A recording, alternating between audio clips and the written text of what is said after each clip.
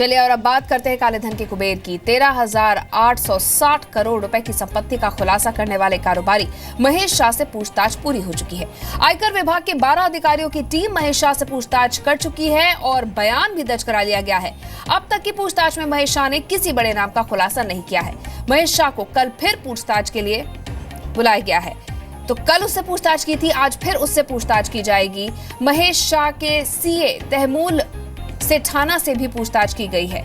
महेश शाह को हिरासत में लिए जाने के बाद उसके परिवार को सुरक्षा मुहैया कराई गई है। बीती रात आपको बता दें करीब 8 बजे के बाद महेश शाह से पूछताछ शुरू हुई थी और कई बातें उसने सामने रखी हैं, लेकिन किसी बड़े नाम का खुलासा नहीं किया है। तो करीब 14,000 करोड़ का खुलासा करने के बाद से लापता महेश शाह शनिवार को अचानक से मीडिया के सामने आ गया और दावा किया कि जिस काले धन का उसने खुलासा किया है वो उसका नहीं है। महेश शाह ने काले धन के असली मालिकों के नाम का खुलासा करने का दावा किया है और साफ किया है कि वो फरार नहीं हुआ था, बल्कि पत्नी के इलाज के सिलसिले में अहमदाबाद से बाहर गया था। आयकर विभाग ने महेश शाह को अब हिरासत में ले लिया है। Statement was temporarily concluded and which will resume maybe tomorrow. अब वो मेरे यहाँ से निकल चुके हैं। वो कहाँ रहेंगे, कहाँ गए हैं, ये मैं नहीं कह सकता हूँ। अपने घर ही गए होंगे। सर कल कितने बजे बुलाया है आपने? वैसे तो टेक्निकली 11:30 का टाइम दिया है, बट अब उनके ऊपर है वो कब आते हैं।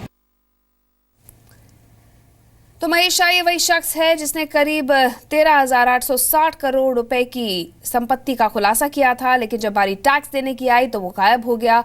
उसकी तलाश की जा रही थी। फिलहाल कल वो मीडिया के सामने आया, हिरासत में लिया गया। इनकम टैक्स के अधिकारियों ने पूछताछ की है और महेश शाह ने साफ किया है कि ये जो काला धन है ये उसका नहीं है।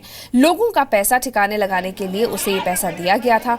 अब ये कौन लोग हैं, किन के नाम सामने आएंगे, ये आगे की पूछताछ में सामने आने वाला है।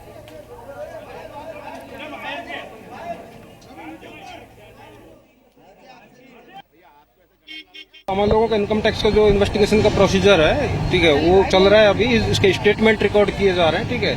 अभी उन्होंने आराम के लिए रिक्वेस्ट किया है, ही नीड सम रेस्ट, ठीक है, तो उनको रेस्ट दिया जा रहा है। मेडिकल असिस्टेंस भी प्रोवाइड किया जा रहा है। जैसे ही प्रोसीजर पूरा हो जाएगा विल बी रिलीज। तो ये तस्वीरें आप देख सकते हैं। महेश शाह आपको तस्वीरों में दिखाई दे रहे होंगे। कल रात को हिरासत में लिया गया। 8 बजे के बाद से पूछताछ की जा रही है। इधर महेश शाह ने ये भी आशंका जताई थी कि परिवार को खतरा हो सकता है, इसीलिए उसके परिवार को सिक्योरिटी भी दी गई है। अब आपको बताते हैं कि हिरासत में ले जाने से पहले महेश शाह ने आखिर क्या बड़े खुलासे किए हैं। जिन लोगों का पैसा था वो आखिर समय पर मुकर गए। टैक्स के लिए पैसे नहीं थे, IT के पास नहीं जा पाया। जल्द सभी के नामों का खुलासा करूंगा। कमीशन के लालच में दूसरों के पैसे को अपना बताया था। 13,860 करोड़ से ज्यादा हो सकती है ये रकम। पैसे के मालिकों में बड़े राजनेता और कारोबारी भी शामिल हो सकते हैं। मेरी कुछ मजबूरी थी, इसीलिए ये काम किया। फरार नहीं था, पत्नी के इलाज के सिलसिले में बाहर गया था। तो ये तमाम बातें महेश शाह ने कही हैं कि उसको ये लालच दिया गया था कि उसे कमीशन मिलेगा, इसीलिए दूसरों के पैसे को उसने अपना बताया। इधर महेश शाह के सीए तहमूल सेठाना ने भी साफ कर दिया है कि शाह ने रकम के खुलासे से पहले IDS स्कीम की पूरी जानकारी ली थी। शाह के बेटे ने भी दावा किया था कि उसके पिता जल्द सामने आकर पूरे मामले का खुलासा करेंगे। कभी भी उन्होंने मुझे ऐसा नहीं बताया कि मुझे टैक्स नहीं भरना है। कोई भी ऐसा इंडिकेशन भी नहीं दिया कि टैक्स भरना नहीं है।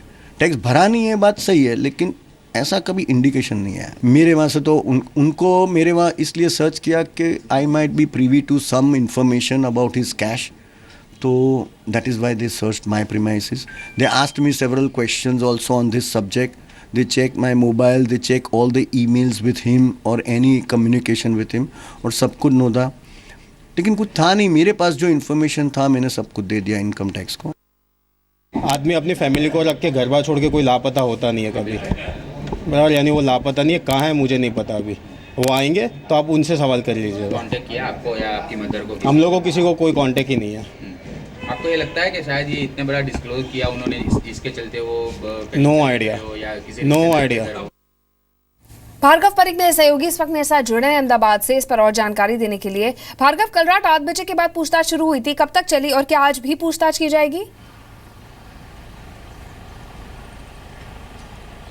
देखिए, आज भी पूछताछ यहाँ पे जारी है। सेक्शन 131 के तहत उनकी जांच की जा रही है और उस स्टेटमेंट भी रिकॉर्ड किए जा रहे हैं। उन्होंने अपने चेस्ट पेन का एक कंप्लेंट की थी, तो चेस्ट पेन के बाद उसको डॉक्टर के आज सुबह 5 बजे डॉक्टर से को बुलाया गया था। उसको चेस्ट पेन के बाद उसको थोड़ा रेस्ट दिया गया था और उसके बाद अभी भी पूछताछ जारी है और वो बार बार लगातार ये कह रहा है कि वो कुछ नाम के खुलासे कुछ ही अफसर के सामने करेंगे। 12 अफसरों की टीम उसको क्वेश्चनिंग कर रही है, लेकिन कुछ अफसर के लिए उसने अपने जो राजनीतिक नेता है उनके नाम के खुलासे जो है वो कुछ अफसर के सामने करेंगे, वो ऐसी उसकी डिमांड है।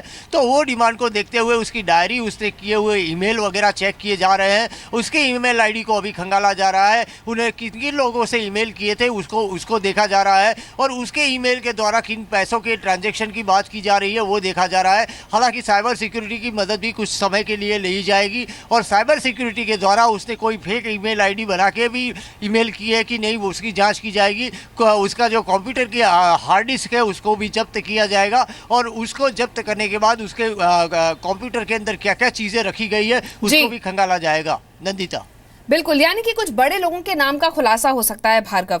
इसमें बहुत लोगों के नाम सामने आ सकते हैं, राजनेता, कारोबारी, कई लोग इसमें फंस सकते हैं। अगर मैं आपसे जानना चाहूं महेश शाह के बारे में, किस तरह का इसका वर्क प्रोफाइल था, किन लोगों के साथ उठना बैठना था, क्या कुछ जानकारी है? देखिए, ज़्यादातर ये महेश शाह का जो काम है वो लैंड डीलिंग का काम था। वो जो पचड़े में पड़ी हुई ज़मीन थी जहाँ पे कोई विवाद खड़ा हुआ हो, डिस्प्यूटेड जो लैंड थी वो डिस्प्यूटेड लैंड का सौदा वो करवाता था। डिस्प्यूटेड लैंड वो खरीदवाता था और वो डिस्प्यूट अलग करवा के वो लैंड बिल्डर को देता था। उसके बीच में से वो तगड़ा कमीशन ले लेता था और यही काम उसका ज़्यादातर रहा है। वो ज़्यादातर वो महाराष्ट्र के अंदर उसका काम ज़्यादा रहा था।